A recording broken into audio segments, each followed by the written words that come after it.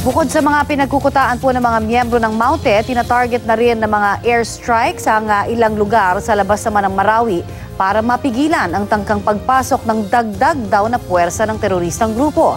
At may ulat on the spot si Sandra Aguinaldo. Sandra? Yes, Connie, tama ka. Sabi nga ng military ngayon ay meron silang na-monitor na reinforcement umano ng Maute Group na gusto makapasok sa Marawi City. Ito yung idinadahilan nila, Connie, kaya nagkaroon ng pagbagsak ng bomba mula sa air asset ng militar noong Sunday night. Ayon yan kay Lieutenant Colonel Joar Herrera, meron kasing pumatak na bomba doon sa isang barangay sa labas ng Marawi City kung saan naroroon yung Maute Group. Ang bomba ay bumagsak sa barangay Pugaan, Munisipalidad ng Ramain, 22 kilometro ang layo mula sa Marawi City.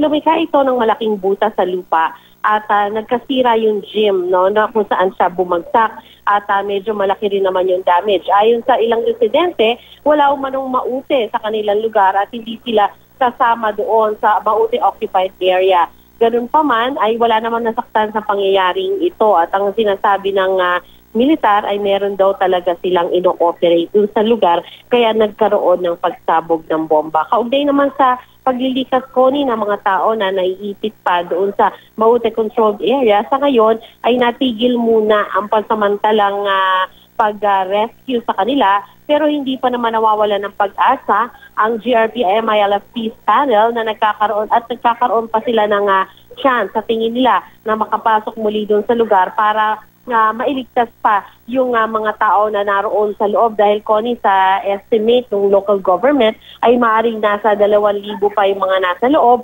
Maaaring sila takot lumabas sa kanilang mga tahanan kaya minabuti na lang nilang manatili doon.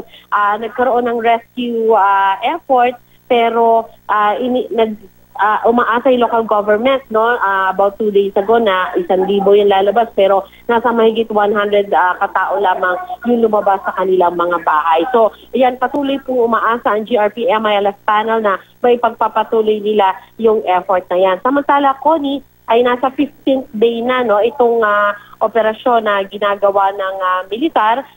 Ngayon yung ikatlong araw na sinasabi ng Pangulo na deadline na maaaring matapos na itong kaguluhan dito sa Marawi City. Pero walang signs, Connie, na matatapos ito ngayong araw na ito. Bagamat ang sinasabi ng AFP kanina sa kanilang briefing ay they're making a headway. Meron naman daw silang mga accomplishment gaya na lamang halimbawa yung nakakapag-advance naman daw sila papasok doon sa kinaroroonan na Maute at sinasabi pa nga nila na yung pera na nireport ni Cedric kanina na kanila na-recover galing doon sa lugar na dating okupado ng Maute Group. Yan muna po ang pinakahuling ulat mula dito sa Marawi City, Connie. Yes, Sandra, paglilinaw lamang, wala bang ginawa munang abiso yung ating Air Force bago mag-airstrike doon sa labas ng itong Marawi na isang barangay na sinabi mong nakitaan nga ng bomba?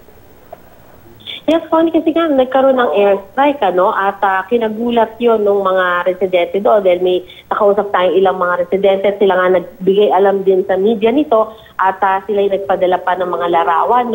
Ang sinasabi nila ay iyon ay namalapit din sa mga kabahayan at nagulanta nga daw yung mga tao kasi pumatak yung bomba mga 10:45 ng gabi ng linggo. Buti na lang, walang naman nasaktan, Connie, dahil baka nasa loob na sila ng kanilang mga tahanan. Kaya lang, ang dinadahilan ng AFP ngayon ay talaga daw may target sila doon.